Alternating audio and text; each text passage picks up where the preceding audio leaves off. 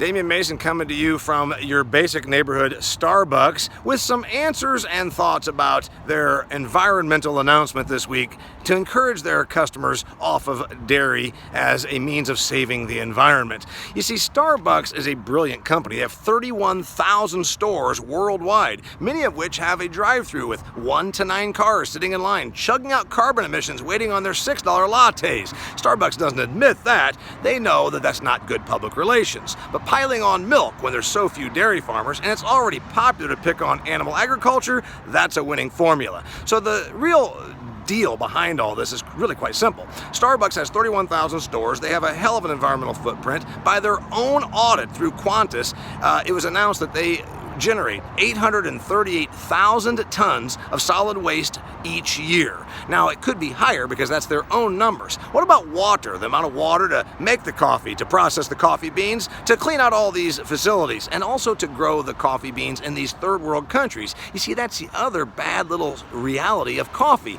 It's not a necessity. You don't need coffee to live. It doesn't have any calories for human consumption, the way milk does, but people love it, and they want to pay $5 to $6 for a cup of it. Starbucks wants to keep selling it so they can keep growing the empire. So what do? You concentrate on milk versus the real issue, which is your water consumption. You know, there's about 27 million acres of coffee trees in the world. Almost all those acres were once tropical rainforests. So you tell me what's better for the environment, bulldozing the rainforest to grow coffee trees for Starbucks, or letting it be rainforest? But that's not a story you can win with. So now you understand how they pounced on milk. There's one more big part of this story.